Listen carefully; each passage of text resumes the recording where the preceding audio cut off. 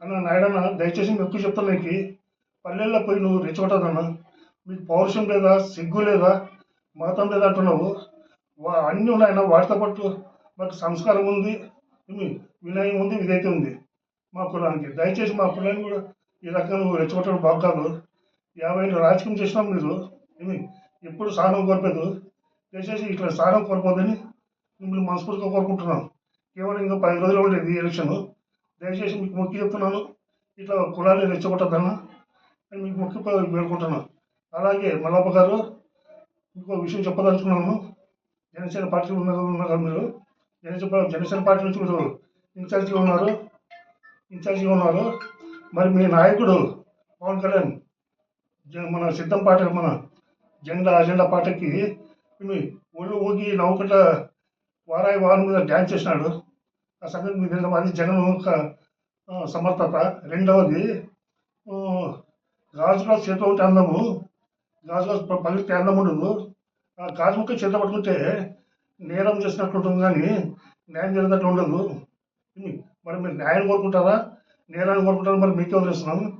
మూడవది, మీరు ఆదుని ప్రజలు కొనవప్పుతూ ఉన్నారంటున్నారు. ఆదుని కొనవప్పుతూ ఉండడం లేదు. ఆదుని సస్యశ్యామలంగా ఉంది. మీ పార్టీ కొనవప్పుతూ ఉంది. మీ పార్టీ జనసేన పార్టీ కొనవప్పుతూ ఉంది. ఎన్నికలు అయిన తర్వాత మరి మీ పార్టీని మరి బీజేపీలో విలీనం చేస్తారో, మరి టీడీపీలో విలీనం చేస్తాము. మీ విజ్ఞతకి వదిలేస్తున్నాను. దయచేసి మీరు కూడా కొద్దిగా మీ వాయిస్ తగ్గించడం మంచిది. మా సాయిప్రసాద్ మీద ఎన్ని చెప్పినా ఎన్ని చేసినా గెలిచేది సాయిప్రసాద్ అక్కడ మేయర్తో ఖచ్చితంగా గెలుస్తామని మీ సొంతగా చెప్తున్నాము. ఇది మా సవాల్. మీకేం చెప్తున్నాం? ఇది నా యొక్క విన్నపం. అందరికీ నమస్కారము. భారత్ సారథన్న రావడం మీదటనే వస్తూనే వచ్చినప్పటి నుండి మా ఎమ్మెల్యే అన్న గారి పైన బురద జల్లే కార్యక్రమం మొదలు పెట్టినాడు. అన్ని తప్పుడు ప్రచారాలే మాట్లాడుతున్నాడు. ఆయన పార్టీ పరంగా ఏం మాట్లాడతలేడు. ఆయన నిలబడి పార్టీ గురించి ఏం కాదు, మామూలుగా ఆయన గురించి ఏం తెలియకపోయినా ఆయన ఇది చేస్తున్నాడు, అది చేస్తున్నాడు అని ఆయన గురించి అన్ని తప్పుడు ప్రచారాలే చేస్తున్నాడు. పల్లెల్లో, టౌన్లో అన్నీ అదే చేస్తున్నాడు. కత్తి పట్టుకుంటున్నాడు.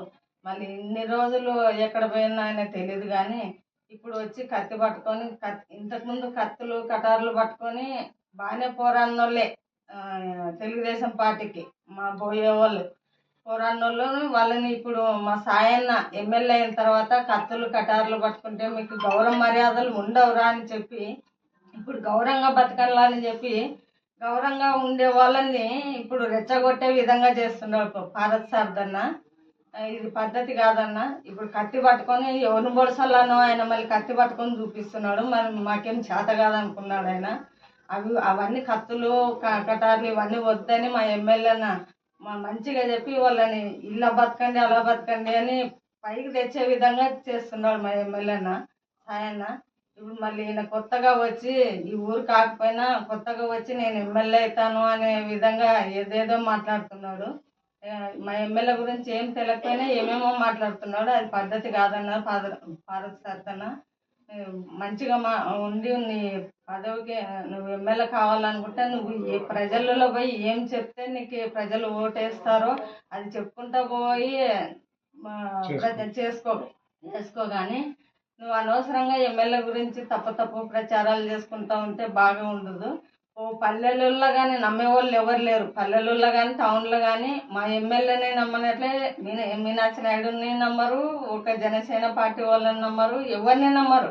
ఇంతకుముందు సొంత పార్టీ వాళ్ళే కృష్ణమ్మని ఏం చేసినారో అందరికీ తెలిసిన విషయమే. మళ్ళీ ఆయమ్మ బీసీనే కదా, ఆయమ్మని ఏ గతి పట్టించారు. ఆయమ్మ అప్పుడు ఎమ్మెల్యే కావాలా లెక్కకి, వాళ్ళు ఫుల్ సపోర్ట్ చేసింటే వాళ్ళు చేయలేదు. ఆయమ్మ బీసీ బోయే ఆయమే కదా, ఆయమ్మని చేయొచ్చు కదా.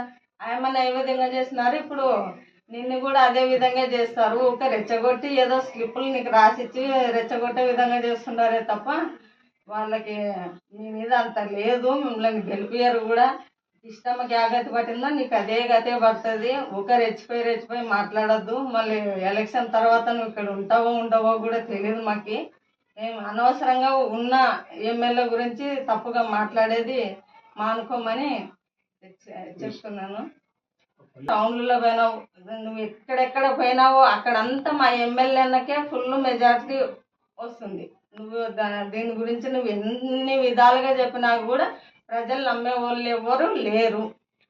అందరూ మా ఎమ్మెల్యేకి ఎంత ప్రేమ అభిమానాలు చూపిస్తారో పోయిన దగ్గరంతా మా ఎమ్మెల్యేకి గడప గడపలో కానీ ఇప్పుడు ప్రచారంలో కానీ ఎంత బ్రహ్మరథం పడుతున్నారో ఆయనకు కానీ, ఆయన కుమారునికి, ఆయన కోడలు, ఆయన కూతురు, ఇద్దరు కూతుర్లు పోతుంటే వాళ్ళకి ఎంత ఇది చేస్తున్నారో ప్రజలు అందరికి తెలిసిన విషయము. మీరు ఊకనే పోయి ఏదో చెప్తే నలుగురు నెంటేసుకొని పోయి వాళ్ళు చెప్తే నమ్మే వాళ్ళు అంటే ఎవరు లేరు. మీకు ఓటేసిన రోజు మా జగనన్న ఎన్ని పథకాలు పెట్టినారో అవి లబ్ధి పొందిన వాళ్ళు ఇప్పుడు మీ వెనక ఉన్న వాళ్ళు కూడా లబ్ధి పొందింటారు.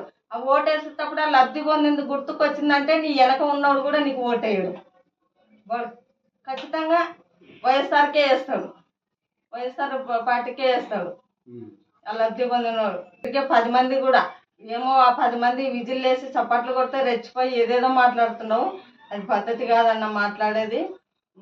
పద్ధతిగా మాట్లాడి పద్ధతిగా చేసుకుంటూ పోతే ఏదో దేవుడు నీకు ఎమ్మెల్యేగా ఇచ్చినాడు టికెట్, చేసుకుంటూ పోతే బాగుంటుంది. అదే నా పేరు బోయే శాంత, మున్సిపల్ చైర్మన్ ఆదోని.